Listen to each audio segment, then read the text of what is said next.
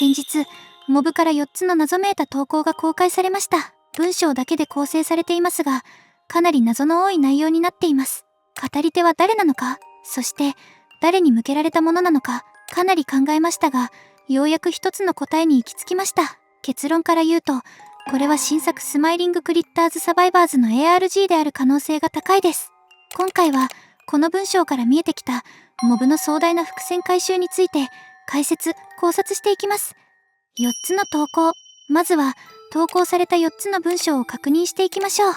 そこだ。この周波数は今や私のものだ。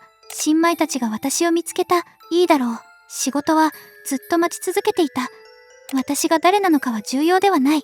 重要なのは仕事だけだ。よく覚えておけ。2度は言わない。古びた無線機は今も暗闇の中でノイズを鳴らしている。私はそれを通して何もかも聞いている。お前の声も聞こえている。そのままスクロールを続けろ。私はいくらでも待てる。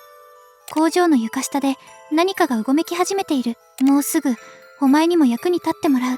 仕事はまだお前を必要としている。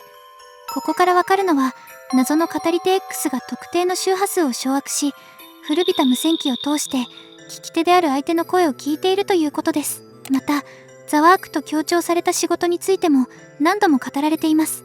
簡潔にまとめると、X が相手に対して何らかの仕事をさせようとしている内容になります。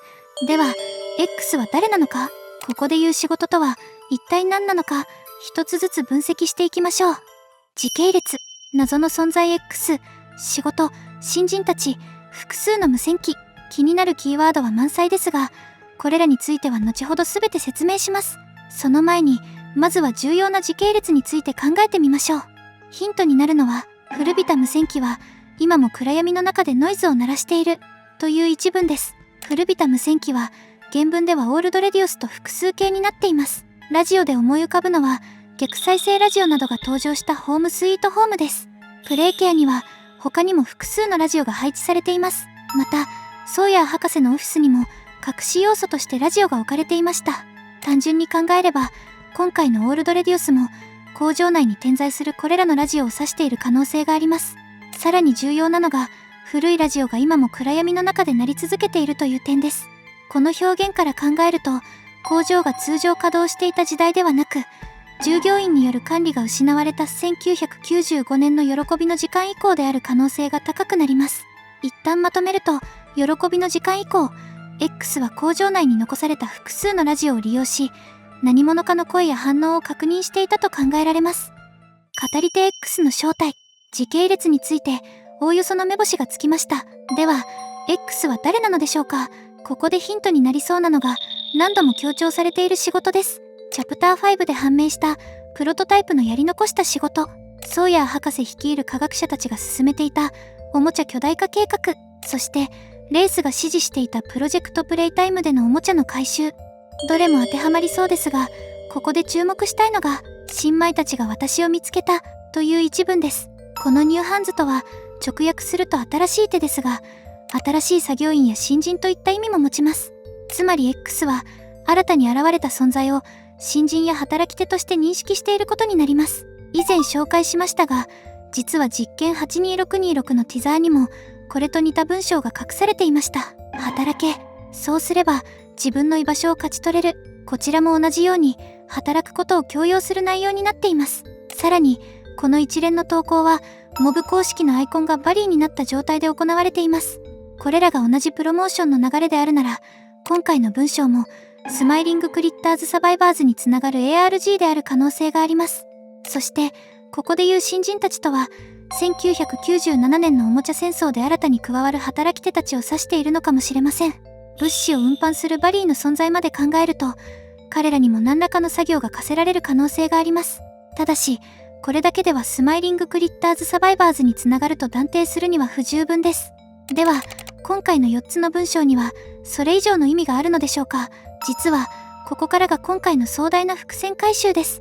最大のヒントとなったのは、お前の声も聞こえているという一文でした。これによって、スマイリングクリッターズサバイバーズがプロジェクトプレイタイムの要素を引き継ぐ作品である可能性が一気に高まります。覚えていませんか？過去にも意味不明なまま残されていた文章がありました。Can you hear us？これが聞こえますか？お前の声も聞こえている。プロジェクトプレイタイムの VHS には、未だに回収されていない意味深なやり取りが存在します。今回の文章は、この通信の続きにつながるメッセージである可能性があります。多くの方が忘れていると思うので、まずは2つの VHS を1つずつ確認していきましょう。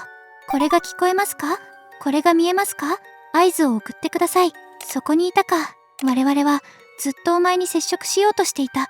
お前を信頼できるかどうかはまだわからない。お前は信用に値する存在か。証明しなければならない。我々は贈り物を送る。準備には時間がかかる。今、お前にできることは何もない。巨大化計画は失敗する。これは秘密にしておけ。誰にも話すな。いずれ、また連絡する。さようなら。音域や性質が明確に変わっていることから、少なくとも2つの異なる声が使用されています。続いて2つ目です。これが聞こえますか？これが見えますか？おかえり。贈り物は、ついに届いた。すでに気づいているだろう。それが電話だ。我々は、安全な通信回線を確立しようとしている。時が来たら、こちらから連絡する。以上だ。なぜ、まだそこにいる。理解している。お前は答えを求めている。それらはいずれ与えられる。信頼とともに、我々が何者なのか、不思議に思っているな。だが、なぜだ。知っているはずだ。我々を生み出したのは、お前自身なのだから、また連絡する。さようなら。では、今回の投稿とつながる部分を確認していきましょう。まず、これが聞こえますか？合図を送ってください。という過去の問いかけに対して、今回は、お前の声も聞こえている。と、まるで返答するような文章になっています。さらに、過去の通信は、そこにいたか。という一文から始まっていました。今回も、そこだ。と、非常によく似た始まり方をしています。そして、特に重要なのが通信回線です。プロジェクトプレイタイムでは、我々は贈り物を送る。準備には時間がかかる。と予告した後、2つ目の VHS で、贈り物は、ついに届いた。すでに気づいているだろう。それが電話だ。我々は、安全な通信回線を確立しようとしている。時が来たら、こちらから連絡する。と語っています。つまり、この時点ではまだ安全な通信回線を確立している途中でした。それに対して今回は、この周波数は、今や私のものだ。と語っています。以前は確立しようとしていた通信手段を、現在では掌握している。さらに、時が来たらこちらから連絡すると予告していた存在から、本当に新たな通信が届いたと考えることもできます。そして、我々が何者なのか、不思議に思っているな、という過去の文章に対して、今回も、私が誰なのかは重要ではない、と、自分の正体について触れています。ここまで似た表現が繰り返されている以上、今回の X とプロジェクトプレイタイムの謎の通信者には、何らかのつながりがある可能性があります。さらに、古びたラジオは、今も暗闇の中でノイズを鳴らしている、という今回の文章も、通信という共通点につながります。プロジェクトプレイタイムでは電話を使った安全な通信回線を準備していました。一方、今回は工場内に残された複数のラジオと周波数について語られています。通信手段そのものは異なりますが、工場内に存在する通信設備を利用して接触するという点は共通しています。また、新作が近接ボイスチャットを利用する作品なのであれば、ゲームシステムを意識した意味が含まれているのかもしれません。そして、もう一つ気になるのが、新米たちが私を見つけた、いいだろう、という一文です。ここで重要なのは、この新米たちと、X が直接話しかけているお前が、同じ存在とは限らないことです。もし今回の投稿がスマイリングクリッターズサバイバーズにつながる ARG であるなら、このニューハンズは、新作で新たに登場する働き手や生存者たちを指している可能性があります。さらにプロジェクトプレイタイムの VHS には、駒であり、犠牲でもある、という隠された一文も存在します。これが喜びの時間後のおもちゃ戦争につながる内容だったとすれば、新たに現れた生存者たちも、何者かの計画に利用される駒となるのかもしれません。つまり、現在のスマイリングクリッターズサバイバーズにつながる構想が、すでにプロジェクトプレイタイムの時点から存在していた可能性があります。ただし、ここで一つ大きな謎が残ります。今回の X は、一体誰に話しかけているのでしょうか。その答えにつながるのが、我々を生み出したのは、お前自身なのだから、という、プロジェクトプレイタイムに残されていたもう一つの重要な言葉です。聞き手は誰か、もうすぐ、お前にも役に立ってもらう。仕事は、まだお前を必要としている。そして、プロジェクトプレイタイムでは、我々が何者なのか不思議に思っているな。知っているはずだ。我々を生み出したのはお前自身なのだから、と語られていました。では、このお前とは誰なのでしょうか。語り手 X がプロトタイプだと考えた場合、我々、つまり実験体を生み出した人物となるのは、ソーヤー博士です。ソーヤー博士は巨大化計画を主導し、多くの巨大実験体を生み出す研究に関わっていました。つまり、我々を生み出したのは、お前自身なのだから、という言葉にも当てはまります。では、仮にプロジェクトプレイタイムで通信を受けていたのがソーヤー博士だった場合、その後、本当にプロトタイプと接触した記録はあるのでしょうか。ここで思い浮かぶのが、チャプター4の VHS、時間です。この中でプロトタイプは、ソーヤー博士に対して、では、お前に何の使い道がある、と尋ねています。これに対して博士は、自分こそが秘密を解明できる鍵だと答えます。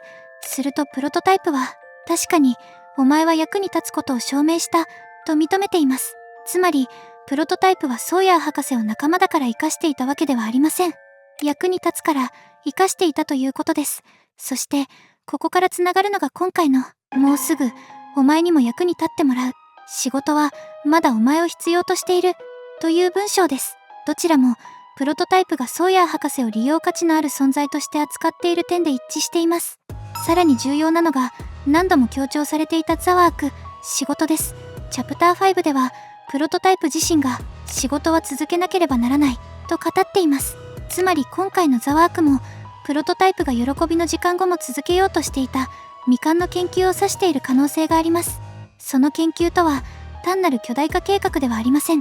プロトタイプやポピーのような不老不死を再現するための研究です。ソーヤー博士はその秘密を解明するために利用されていた。だからこそ仕事はまだお前を必要としているという今回の言葉にもつながります。ここまでをまとめると、語り手 X はプロトタイプ、通信を受けている相手はソーヤー博士、そしてザワークとは喜びの時間後も続けられていた未完の研究という構図が見えてきます。したがって今回始まったのは単なる新作のプロモーションではありません。プロジェクトプレイタイムで回収されないまま残されていた謎の通信が数年越しに再び動き始めた可能性があります。そしてその続きがスマイリングクリッターズサバイバーズで描かれるのだとすれば、プロジェクトプレイタイムから残されていた伏線がここでようやく回収されるのかもしれません。今回の動画が参考になったらチャンネル登録、高評価お願いします。